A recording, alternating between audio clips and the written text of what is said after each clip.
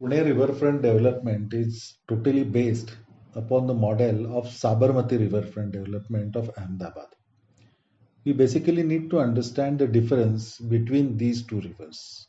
In the catchments of Sabarmati and Pune rivers, there is a huge difference in the annual rainfall as well as its intensity. There is also difference in the upstream topography of both the rivers.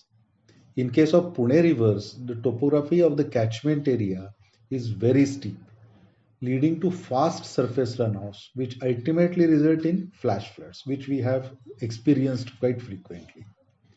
In case of Sabarmati, the catchment is relatively of much low gradient, resulting in slow surface runoffs. And in case of Sabarmati, it is only one river that enters the city, whereas in Pune, there are five rivers entering in Pune city. That is Mula, Mutha, Pauna, Ramnadi, and Devnadi. These five rivers merge with each other within the city and they flow out as one single river, that is Mula Mutha river. The simple meaning is that stormwater enters into the city from five different catchments, whereas it has only one outlet in Pune. One more important aspect is that in case of Sabarmati, the immediate upstream dam is at Dharoi, which is around 130 kilometers from Ahmedabad. In case of Pune, there are six large dams on the immediate upstream of Pune, that is Khadakwasla, Panshet, Temgar, Warasgaon, Mulshi, and Pauna. These dams are very close to each other and also not far away from Pune as well. If there is a cloudburst in the catchment of any of these dams, generally it rains very heavily in the catchments of other dams also. And water released from these dams reaches Pune city very quickly. In short, we must understand that on this background, Pune is a highly flood prone city. Yeah. So this is the topography of the city. Pune is located over here. And these are the rivers, Pauna, Mula, Ramnadi and Devnadi from this side, and Mutha River. And these are the dams on the immediate upstream of the city. All these are east flowing rivers. And in 2009, as per the directions of central government, Maharashtra government gave a work to TERI, the Energy and Resources Institute, to work out the mitigation or to study the climate change and its impacts on the state. TERI divided the entire state into 6 divisions, 6 parts, and in Pune division, they have stated that there will be a rise of up to 37.5% in annual rainfall. Imagine 37.5% rise in annual rainfall is a huge rise. And in fact, it is appearing to be more than that. So they are going to revise this study now. It's more than what is expected. So we need to understand the topography of the Pune and this rise in annual rainfall. In short, because of all this and also saucer-shaped topography of the city, Pune is a highly flood-prone city, and we have experienced it in last many years. So many times we have experienced it. So on this background, now we need to look at the Pune Riverfront Development Project. See, the DPR of this project is running into thousands of pages. Some of the important parts of the DPR are the main DPR and hydraulic reports and environment impact assessment. These are the main parts of the DPR. And what is happening?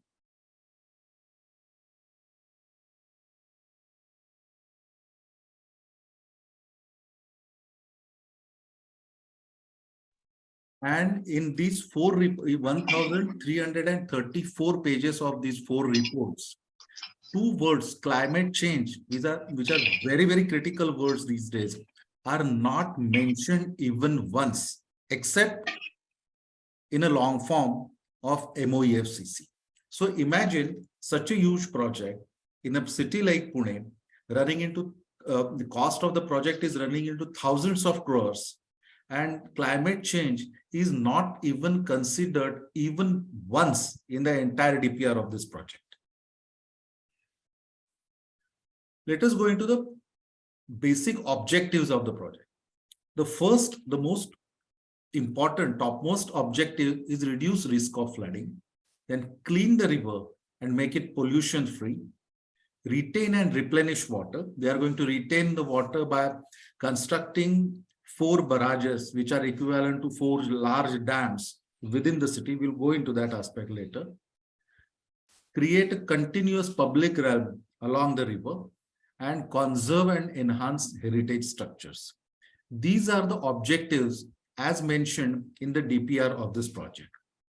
Now, see, the most important, the topmost objective is reduce risk of flooding. In spite of this, if you go to the hydraulics report, page 25 of the DPR, they have categorically mentioned over there that Riverfront is not a flood control scheme, and as such, it is not supposed to provide greater protection to the areas on the river banks which have even otherwise been damaged by floods. So on one hand, you are saying that flood control is the topmost objective, but in a corner of the DPR, you are giving this disclaimer. So why this disclaimer? At whose cost? And if this disclaimer is there, my question to all PMC corporators, to state government, to MOEFCC is that on what grounds have you given clearance to such a project? See, basically, again, I'm giving you the reference from the hydraulic report. This is output of Mula River in natural riverbed for 100 years flood. And this is output of Mula River after channelization for the same flood. Here, see, WS elevation is water surface elevation. In natural riverbed, the report itself says that water surface elevation at its flood level will be 544.32 meters. And after channelization, that is after completion of this project, the level at the same location is going to rise to 545.85 meters. It means the rise in flood level of Mula River after completion of this project will be of 1.53 meters, that is 5 feet.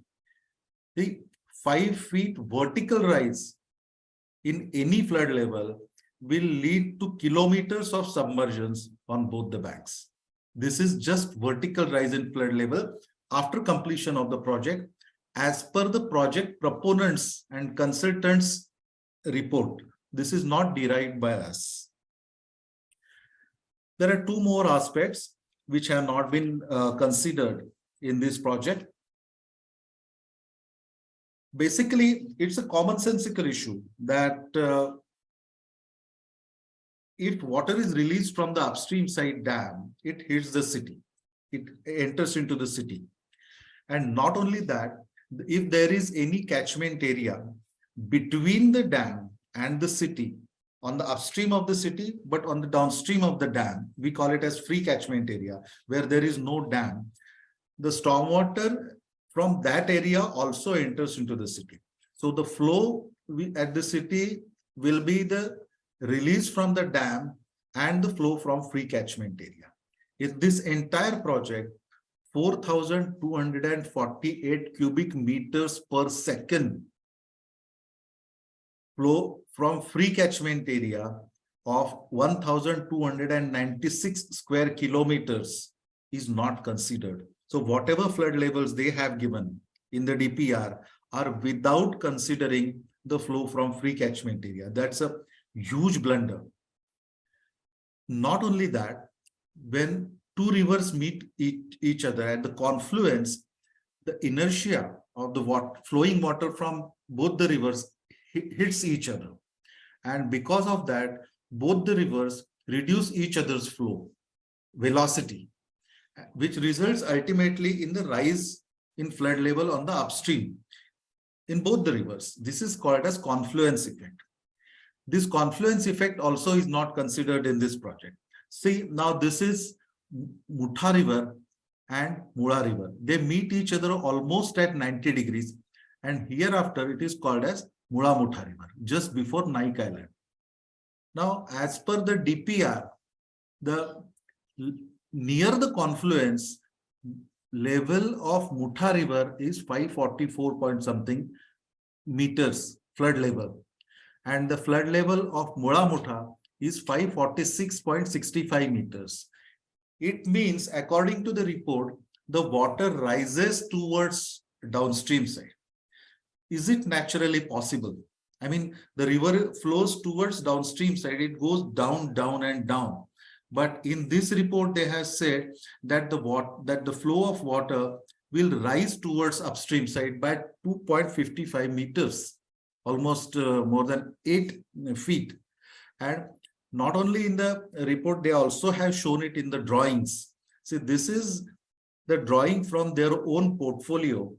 Here, the water is flowing down, down, down, and near the confluence, they have shown a rise, sudden rise, vertical rise in the water level.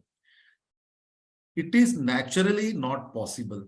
We have never seen a river rising towards downstream side, but this has been shown in the DPR. Actual level of flood will be like this, as shown in this red line. And now you can see how many bridges will be submerged in case of floods, 100 years floods. Now, why this will happen? See, this is the original cross-section of the river as given by Irrigation Department, and it is shown in the DPR page number 79. I have shown all the data from the DPR itself. This is the original cross-section of the river. Now, they are going to build embankments on both the banks, concrete embankments, concrete walls on both the banks, and they are going to reduce the width of the river drastically. There will be filling behind these embankments. So ultimately, approximately around 38% width of the river will be reduced.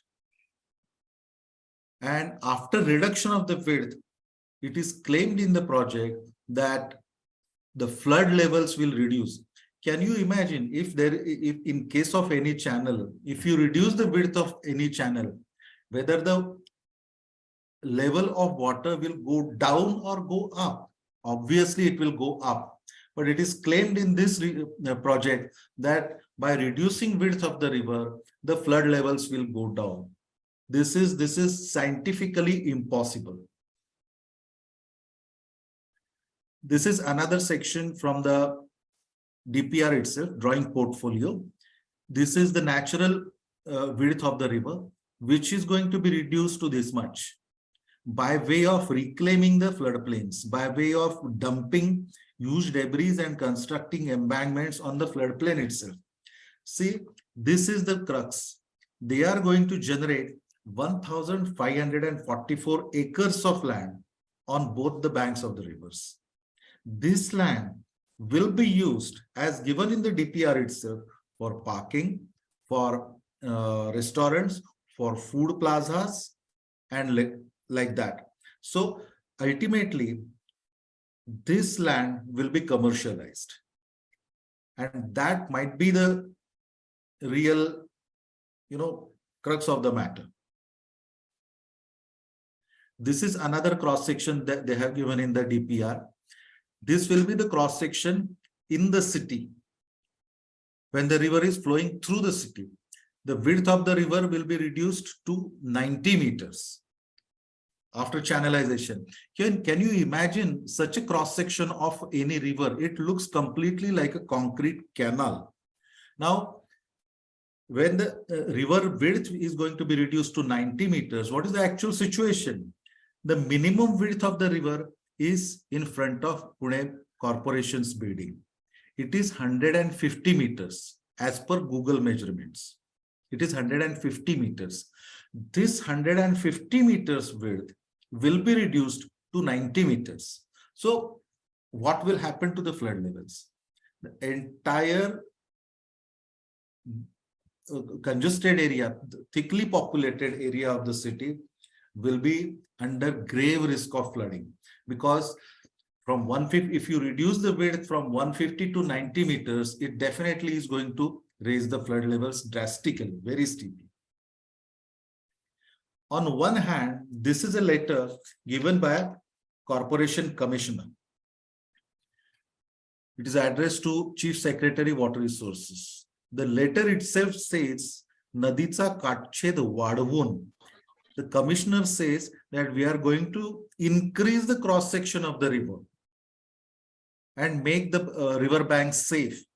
This letter is signed by the commissioner. It is in 2020. But there is another letter, recent letter. That letter is also signed by the commissioner, in which they have annexed some data. And in this data, what they have stated, see the flow area, last two columns, third row, flow area existing is 1,860 square meters. This is for Mula River, 1,860 square meters, and it will be reduced to 1,151 square meters. Similarly, water surface elevation, the last row, existing water surface elevation for flood discharge of 100-year return period, existing water surface elevation is 544.2 meters, and proposed, that is after completion of this project, it is going to rise to 545.89 meters. So what does this mean? This means reduction in flow area by 38.08%. Now imagine this is going to be the reduction in flood riverbed, cross-section of the riverbed by 38%. It will lead to similar, that 38% rise in the flood levels. And that is stated in the report also by the commissioner himself. At whose cost? When you know that flood levels are going to rise, and here they have stated that it's going to rise by 1.69 meters at 5 feet 7 inches. Then how can you go ahead with such a project? Indian standards. There are Indian standards for construction of embankments along rivers. As far as alignment and spacing of the embankments is concerned, the standards clearly say that embankments should be aligned on the ridge of the natural banks of the river, where land is high, and that is beyond the riverbed. But in this project, all the embankments are right on the river, in the riverbed itself, converting the floodplains or reclaiming the floodplains into usable land. They are completely flouting the Indian standards also. This is the sloping portion is the natural riverbed, and the embankments will be constructed like this. This is a cross section from the DPR itself. Concrete embankments will be constructed like this. Now imagine the river is connected to innumerable aquifers. Some of the aquifers bring water to the river, and some of the aquifers take water from the river to the wells, to groundwater. I mean, there are recharge zones as well as discharge zones. All these aquifers will be permanently disconnected because of these embankments. I mean, there will be a complete depletion of groundwater. No consideration has been given to this. Now, as far as pollution is concerned, we know Pune rivers are some of the most polluted rivers in the country, Mula and Muta, because of domestic sewage as well as industrial effluent. Now, current water supply, as per Water Resources Department, to Pune city is 1,732 MLD, million liters every day. Groundwater extraction is 310 MLD. So total water consumption in Pune is 2042 MLD. As per CPCB norms, as per the, hello. And the leaf is looking. As per the standards, 80% of consumption gets converted into sewage. These are CPCB standards. So sewage generated in Pune city is 1,634 MLD. As of now, according to PMC itself, they have sewage treatment capacity is of 477 MLD only. So they are treating only 30% of the sewage. Considering that they are treating all the STPs are running at 100% efficiency, only 30% of the sewage is treated in Pune. They have proposed sewage treatment plants, 396 MLD by JICA and 132 MLD by some other STPs. So total proposed STPs are of 528 MLD. They have, the construction is not yet commenced. For some of the STPs, land acquisition is yet to be done. So considering these proposed STPs, the total treatment capacity of PMC in future will be 1,005 MLD. And what is the sewage generated? It is 1,634. So after completion of JICA and riverfront development, 629 MLD of sewage. I'm not talking about industrial effluent. I'm talking only about domestic sewage. So 629 million liters of sewage will be released in the rivers without any treatment. This is almost 62,900 tankers. One tanker is of 10,000 liters. So 62,900 tankers of raw sewage will be released in these rivers after spending thousands of crores. Now, let us go to the traffic part of it. This is Utha River flowing through the city. This is Lakdi Bridge, and there is a road, riverbed road, connecting Matre Bridge to Shaniwarwada. It's almost 3 kilometers long route, and every day thousands of vehicles, particularly two-wheelers, travel from Kothur side to city side. And these 3 kilometers don't have any, there is not a single signal over there. And in the evening, they return by the same route. This road will be demolished for this project. The bridge, Baba Bide Bridge, also will be demolished in this project. So what will happen to that traffic? That traffic will be diverted to all other parallel roads, which are already heavily loaded with traffic. Not only this, but 4 bridges are to be demolished in this project, and 7 bridges are going to be raised. How the bridges will be raised? That is not given.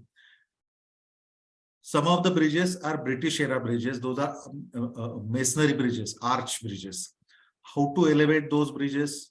Not mentioned. Those bridges cannot be elevated actually. And without giving any consideration to the technology used for such elevation, the project has been given clearance. Now, the environmental, there are multiple flaws in environmental clearance given to this project. Nothing has been looked into. Absolutely. Let us go into that. There are 4 barrages to be constructed in this project. These are the SIA minutes in which in this meeting, the environmental clearance was accorded to the project. What is written over here? PP, that is project proponent, informed that there are 4 barrages to be constructed at following places A, B, C, and D. The committee has not gone into this aspect. Proper appraisal from proper authority in this regard is solicited. So I don't understand, firstly, why the committee could not study the barrages. They are capable of studying dams, but they have not studied the impacts of these barrages. And if they have not studied it, they could have outsourced it to IIT, to CWPRS, something like that. But without doing that, environmental clearance is given to this project. And they have said that proper appraisal from proper authority in this regard is solicited. And till date, no appraisal of the barrages is conducted by PMC. Remember, these barrage, each barrage is equivalent to a large dam. Now, you relate it to the pollution. So there will be massive pools of completely polluted water within the city. Imagine what will happen.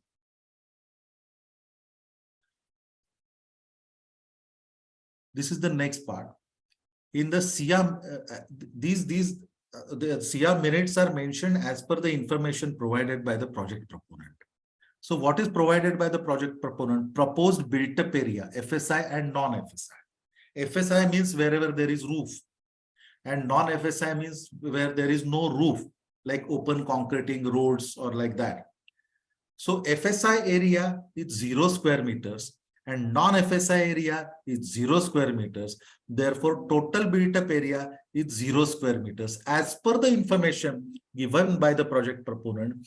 And with this condition, environmental clearance is given. But what is the fact? Actual built-up area as per their own cost estimates is around 22.5 lakh square meters. It's 556 acres. It contains FSI as well as non-FSI area. But in the EC, it is mentioned as 0. So 80% of the cost of this project is being spent only for concretization and construction. The remaining 20% is for some landscaping, manicured landscaping and such things. Retaining walls, RCC slabs, pitching, barrages, stairs, ramps, toilet blocks, food courts, and parking lots, etc. are to be constructed on the riverbed in this project. It is also said that there are no existing structures within the boundary of this project. It's 44 kilometers long. There are minimum 30 plus bridges, check dams, weirs, temples, mosques. So many existing structures are there, slum pockets within the project boundary. But the project proponent has told SIA that there are no existing structures within the plot boundary. Details of demolition. There will be no demolition, but the cost estimates say that so many structures will be demolished. In the cost estimate, crores of rupees have been allotted just for demolition of the existing bridges. Now, see, this is the latest issue. Corporation has come up with a docket, with a notice that they are going to cut down 6,062 trees for this project. This is only for 2 out of 11 stretches. Remaining 9 stretches they have not yet touched. So only for 2 stretches, they are going to pull down more than 6,000 trees. But what the DPR says, this is directly from the DPR, page 139. The design carefully retains existing trees. Thereafter, on page number 149, the DPR says to accommodate the existing trees and the structures, the embankment design is modified as per requirement on site. So here also it is stated that they are going to retain the existing trees. Page 199, Pune city boasts of great wealth of trees. Pune river edge already consists of a large number of trees, which will be integrated with the proposed riverfront development. These existing as well as new proposed vegetation will be incorporated into the embankment design. So everywhere they have stated that all existing trees will be protected, will be retained. Not a single tree will be chopped down for this project. But, and based on that, the environmental clearance is also given. It is stated that number of trees to be cut, not applicable. Number of trees to be planted, obviously not applicable. So it is clearly stated in the SIA minutes also. But this is the latest news. I mean, a few weeks back, PMC has proposed to cut more than 6,000 trees, fully grown native trees, to make way for the riverfront development project. I mean, see the basically the entire cost of this project, which is presently estimated as at 4,727 crore rupees. Initially, it was something 2,600 crore rupees. In 5 minutes, in the GB, it was raised to more than 4,700 crore rupees. Why did the corporators, I mean, they never discussed anything for a single minute on this project, approved the entire amount. Nobody discussed about this tree chopping. Not a single aspect of this project was discussed in the GB, and everything was approved. This is the money being spent from our pockets. Why is it acceptable to us? We need to take that decision. In short, these are the impacts of this project. Water Resources Department directions are not followed. Water Resources Department has clearly told PMC that you cannot change you cannot alter the cross section of the riverbed. It's completely flouted, completely flawed environmental clearance, massive illegal tree felling without clearance, monetization of riverland and public resources, violation of all norms and Indian standards. Rivers continue to remain highly polluted. Traffic disruption leading to air pollution in the core part of the city. Climate change nowhere considered in the entire project. Steep rise in flood levels, grave risk to life, and irreversible destruction of biodiversity. See, basically, we all definitely want our rivers rejuvenated, but they cannot be rejuvenated by concretization, construction, and tree felling. The rivers could be rejuvenated only in ecological way. We want our rivers to be beautiful, but before that, we want the rivers to flow clean, unobstructed, and before that, we want the rivers to flow safely. I always give a simple analogy. If our mother is not well, see, rivers are the mothers of civilization. No civilization in the world is away from any source of water. So rivers are mothers of our civilization. Mula and Mutha are mothers of Pune. If our mother is not well, if she's sick, if she's serious, she's not looking good, being serious, will you take her to a beauty parlor or to a doctor? Punekars have to decide. Thank you.